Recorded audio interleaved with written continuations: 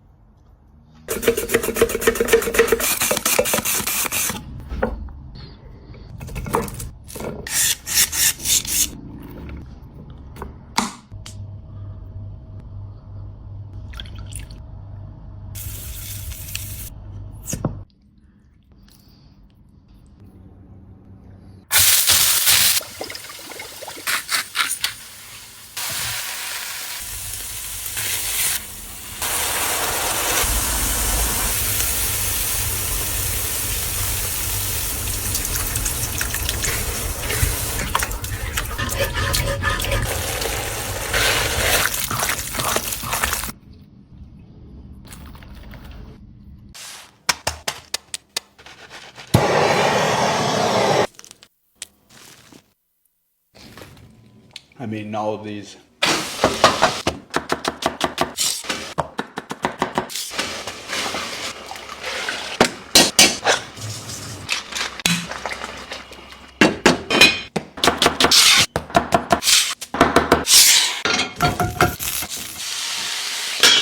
Nothing makes me more sad than saying goodbye to cozy food season, so let's end it by making this perfect lasagna. To a pan, heat some oil and add in some diced onions, celeries and carrots. Get them to cook down and add in some fresh ginger and garlic, and you're going to add in your beef mint. Throw in some bay leaves and let that all cook down, and you're going to add in your spices. Add in some plum tomatoes and leave this all to simmer. We are making the bechamel sauce from scratch, aka the white sauce. Melt some butter and add in some flour and make sure you whisk out the clumps. Add in some milk little by little and you should get this thick base. I personally feel like everyone layers their lasagna differently, but I start off with the beef mince, then the sheets, and then the white sauce, and I repeat.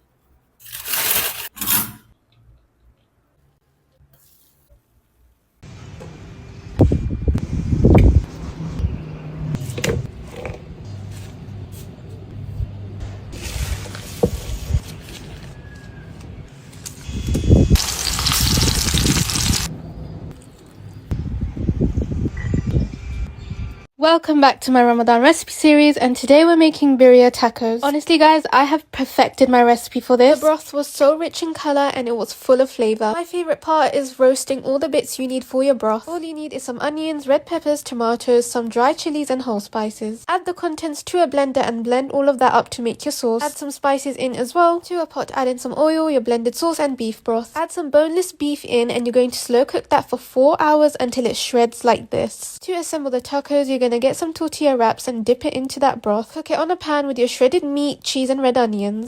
These are my chicken and leek cheese twist pies. I'm pretty sure that every single one of you has made a pastry cheese twist before, but have you ever tried putting one on top of a pie? I shared a bacon version of this a couple of weeks ago and loads of you asked me to do a chicken and leek one, so here it is.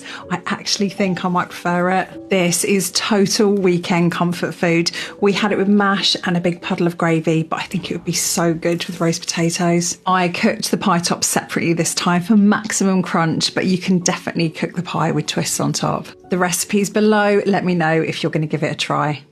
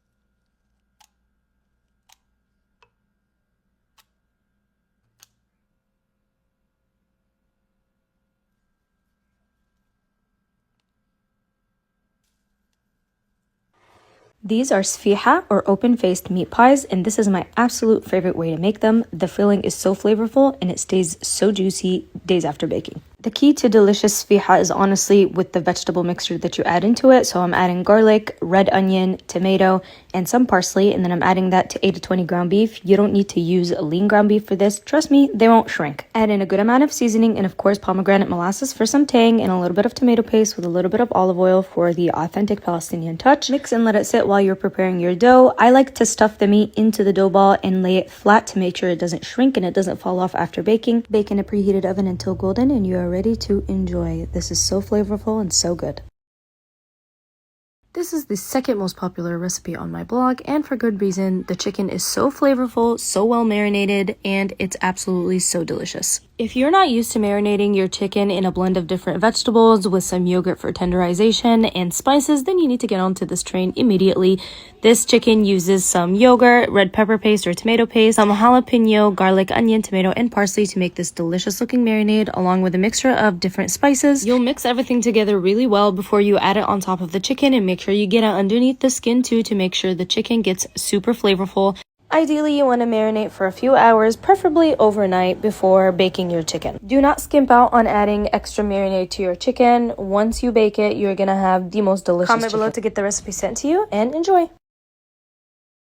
I got to thinking and I'm convinced Asian food serves the ultimate comfort food. This is a foolproof recipe on making the butter chicken of your dream. Marinate your chicken with some spices and you're going to cook that off on a hot pan. Add in a bay leaf and cinnamon stick on the same pan and add in 1 cubed onion. Add some ginger and garlic and you're just going to brown your onions. Add the same spices you used to marinate your chicken and you're going to cook that off. Add in chopped tomatoes and double cream. Blend your sauce until it's smooth like this. Add a block of butter and a little bit of sugar I like to add. To make this extra special, we're going to make some homemade garlic naan to pair with this. Add some flour, yeast and garlic powder to a bowl. Add 1 cup of water and knead it and leave it to rise. I made my garlic paste using some ghee, butter, garlic cloves and some coriander. Roll your naan out, cook it and spread the garlic paste on top.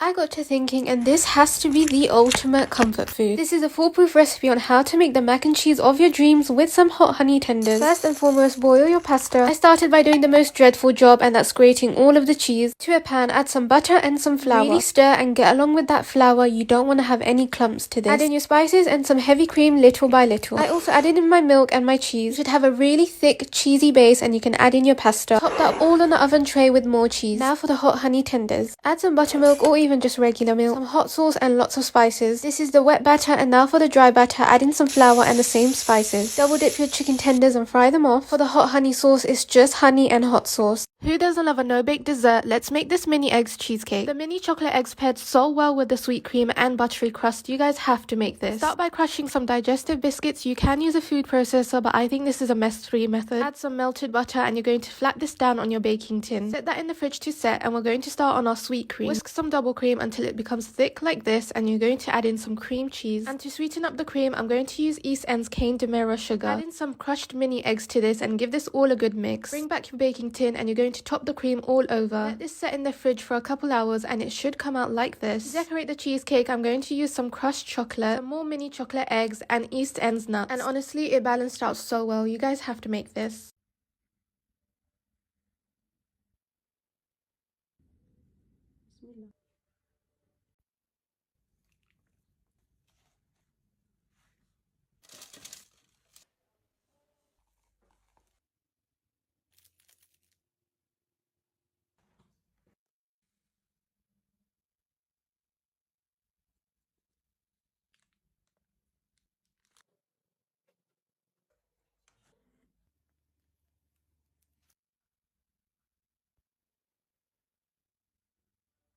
It's the 17th of the holy month of Ramadan, and if you're looking for something easy, quick, and delicious to make, then you need to make these Middle Eastern arayas, which are a meat-filled pita. The pita is crisp to perfection, and the meat stays soft and juicy. To make these, the Palestinian-style arayas, I'm just adding some onion, garlic, bell pepper, some tomato, and a little bit of jalapeno to the filling, and I like leaving out the parsley to make it a little bit different than kofta. You chop those vegetables up finely in a food processor, and then you add it to the meat, and you add a whole lot of seasonings along with a little bit of olive oil before stuffing your half pitas. Fill the pitas, but don't overstuff them, as if you overstuff them, you're gonna get a less than well done filling. And the arayas have to be fully cooked and completely well done on the insides. Once you're ready to cook them, you just brush the outside with olive oil, and you can bake it, or you can grill it, or you can even air fry it until the bread is completely crispy.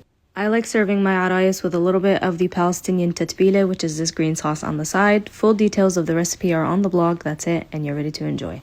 This Yemeni chicken mendi is one of those dishes that you need to have at your iftar table. Both the rice and the chicken are spiced to perfection, and they're both smoked to give it the authentic touch. To work on the broth that's going to be the base of the rice, I'm just going to saute an onion in some olive oil and add my whole leg quarters in before adding in a whole bunch of whole spices. You can add the spices to a spice bag, but I just like dumping them right in, and I'm going to saute them with the chicken until it gets a little bit of color on the skin before adding in the remaining powder seasonings. Once the powdered seasonings are added, I'm going to add water, and I'm just going to let it cook until the chicken is fall off the bone tender, and I'm going to start on the rice. For the rice, I'm just sauteing some onions, some garlic, and some bell peppers in some oil, and then I'm adding in some more whole spices to give it some extra flavor and some powdered spices. You can use ready-made Mendi spices, or you can use the blend that I have on the blog, and then you're just going to add the washed rice and let it cook through. Once it's cooked, you're going to add the cooked chicken and some coals to smoke it, top with some slivered almonds and raisins, and enjoy. Let me show you how to make some incredible caramelized onion spinach dip. That is insane. To start, thin slice enough onions to excite your tears. And if you're a crier, don't let anyone gaslight you, because no kitchen hack works. Time to throw them into a lightly oiled pan and just give them a hefty pinch of salt. We're going low and slow. And now in a separate pan, we're going to start melting down some butter. Then we're going to add a huge amount of spinach. And please don't be intimidated by the amount. This will wilt down. Once Popeye's dinner has wilted in half, we're going to need some minced heartburn. And then I'm going to do a healthy amount of red chili flakes. Just keep the heat on a medium-low and allow this to keep wilting down. Now I killed the heat. I'm going to do some softened cream cheese. And you want to mix in lots of sour cream. Then we throw in a healthy amount of shredded cheese, and after about an hour, your onions should look like this. This is the least caramelization accepted. We're just gonna gently fold it in, just transfer it off to your preferred baking dish vessel, just top it off with a little bit more cheese, and then we bake 415 minutes. Always at the end, hit it with a broil. The dip is dipping. Just remember some parsley to negate all those calories. I'm gonna scoop it up with this bagel chip, and as always, now bismillah. Wow, that is insane. Let me show you how to make some incredible short rib mac and cheese. Undoubtedly some of my best work. Incredible. To start, I'm gonna hit my short ribs with the sweet barbecue rub, and then into the oven or smoker at 250 until they're nice and tender. Now, every time I make a mac and cheese, so many of you tell me it takes way too much time, and sometimes you just don't feel like grating that much cheese. I'm gonna show you my 30-minute version. In an oven-safe pan, start melting down some butter. Then I'm gonna give it the same seasonings that we did earlier. And this mac and cheese doesn't require roux, so we're gonna go in with some heavy cream. Then you wanna keep this on a lower heat and bring it up to a light bubble. And since I'm pairing this with my short rib, I'm gonna go in with a little bit of barbecue sauce. And now you're gonna kill the heat and drop in your pre-shredded cheese. I'm doing sharp cheddar and Kobe Jack. And you'll have the easiest 10-minute mac and cheese sauce. Today's pasta of choice is rotini. Just get that sauced and glossed. I pulled the ribs out at about 145 degrees. They've been slow cooking, so they're nice and soft. I'm gonna paint on some barbecue sauce. And I'm gonna crank the oven to 450 and throw them back in to get crusty. Chop up some of the short rib and just mix it in. A quick layer of cheese. And then we toss this in the oven until nice and melty. Are you proud of me? I went light on the cheese this time. Center down a little bit more short rib. And then parsley to make this entire operation healthy. And as always, now bismillah. Let me show you how to make some incredible Indian style eggs called burji. And all we need is one pan. Those are the most flavorful eggs I've ever had. To start, my favorite thing to cook eggs in is definitely ghee. Once it melts and starts talking back, go in with a red onion. And then very importantly, give this a few minutes to caramelize and soften. A few minutes later, if you have access to them, toast down some cumin seed. And then when the aroma hits your nostrils, go in with some green chili. And then yet again, let this toast on a medium heat. Now to start building on that flavor, we're gonna need some ginger garlic paste. And then straight into that ghee, we'll toast down our garam masala. Just a tiny amount of turmeric. And we'll do a little Kashmiri red chili powder. And to finish our seasoning, just a pinch of salt. Now me personally, I love tomatoes, so I'm gonna add a lot. And then you just wanna cook them through until they start to melt. Now, if you're not good at cracking eggs, just crack them into a bowl. I just sprinkled a little salt and I'm gonna give them a nice whisk. And I'm gonna add them to my beautiful onion tomato mixture. Then you just wanna gently mix them in and cook them for a few minutes. I like my eggs nice and soft, so the heat is really low. And then last but not least, we finish with some fresh cilantro. I'm gonna be honest, on mine, I did sprinkle a little bit of cheese. I just can't help it, but it's not part of the recipe. And as always, now bismillah. Those are the most flavorful eggs I've ever had. Wow.